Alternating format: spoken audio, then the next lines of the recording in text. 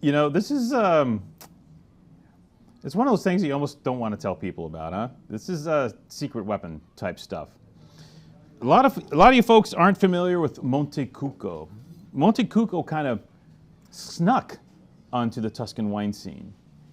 Usually, there's a lot of bombast and flair, right? Like when Chianti Classico does the Gran Selezione. Hey, Chianti Classico has this Gran Selezione thing now, and it's amazing. Montecucco was stealth mode, how this snuck in here. Montecucco is an actual, legit, kick-ass appellation in Tuscany.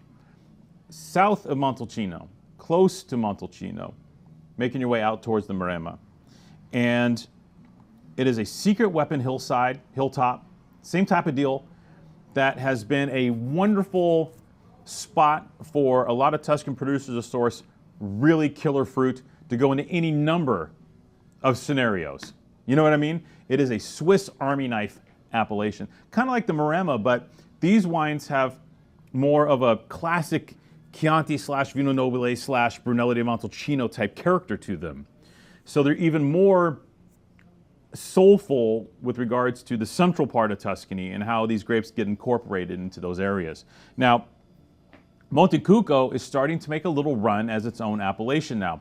It has been for about the last decade, slowly. This wine here, that wine there. But the guy making the biggest stink there is, well, the family, the Tipa Bertarelli family. Swiss, kind of Swiss-Italian. They are the owners of a couple of properties in Tuscany, including Grattamacco in Bolgheri and the great Poggio di Sotto in Montalcino. These guys are high-end all the way. Big ticket wines. Grattamacco is 150 bucks a bottle. Poggio di Sotto Brunello is 250 bucks a bottle. The Riserva is like $500 a bottle. These are gorgeous, big ticket, soulful, kick-ass Tuscan wines.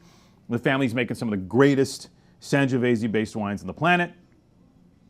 And they own ColleMassari. ColleMassari, on the other hand, not so much.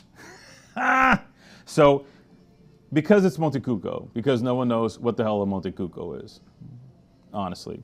What is it? It's 80% Sangiovese, 10% Cabernet Sauvignon, and 10%, my camera and it's live, Ciliegiolo. Another 10% of a indigenous Tuscan blending variety. What we have here on the hill, on the top of the hill of ColleMassari, the ColleMassari, kind of loosely translated, the hill of the farms, or as our friend Jim would say, the hill of the farms. So it's an area that has lots of old vines of Sangiovese, actually, that didn't necessarily get exploited in the past. So here we have a lot of material that's in that 40, 50, sometimes even 60-year-old range for Sangiovese, which Chianti Classico replanted like 80% of Chianti Classico. Montalcino replanted 80% in the last 20, 30 years. So you have like serious, beautiful, old vine Sangiovese material here for a song made by one of the greatest winemaking families in Tuscany. These guys are a big deal, capital letters. And we have 2019. Great vintage.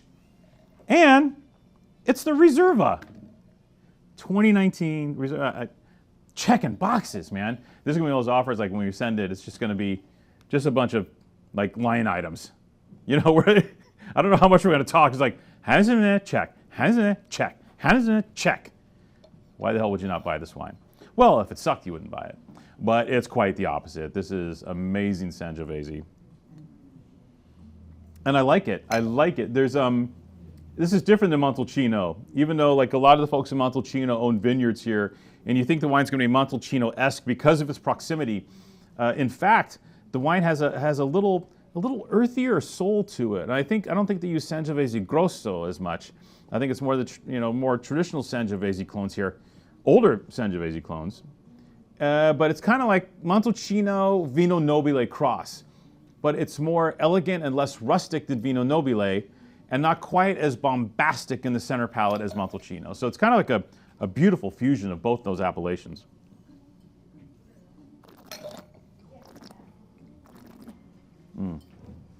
Really pure.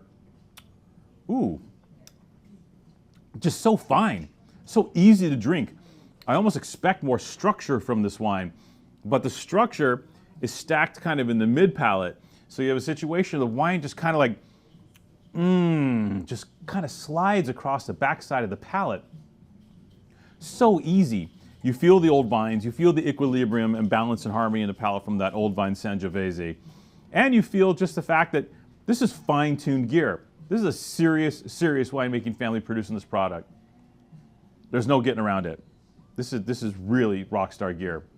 93 points from Eric Guido at Venice. He gets it. Eric, you know, at Venice, he's a funny cat because he's cool. He's a former retailer. And usually not a lot of us former retailers end up being wine critics, right? Because we're like the poor guys. And a lot of the wine critics were like already rich when they started being wine critics.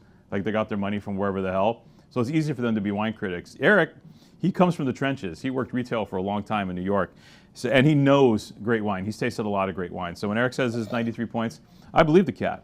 He's got a good palate. And I don't disagree with him. I think you put this wine in a blind tasting with a lot of Sangiovese wines from top appellations that are 2 to 3 times the price. You'll see this wine playing at the same level, if not coming out near the top of the field. Now, the best part, I'm so excited I almost broke my glass when I put it down. We have a hot price in this wine. I think it's, I have to look it up. I totally forgot. We're stealing this. I'm going to be that old person looking on his phone for 10 minutes while you watch the video. No, I'm not. It's not going to take that long. I'm faster than that because I run a technologically advanced wine company. 27, call it 27 or 30 bucks retail, and we're coming in under 20 bucks today. 19 bucks for this wine. This is serious Sangiovese of the highest order, right? And before we forget, lest we forget, 19 is the best vintage between 16 and 21. So if you're looking at your Tuscany vintage chart, 16, 19, 21, those are your 3 baller years. And this is one of those years right here. Amazing wine for $19. I hope you buy scads of this. If you didn't know what Montecucco was before, I hope you know what it is now and you buy lots of it because it is excellent, as the kids used to say, Sangiovese.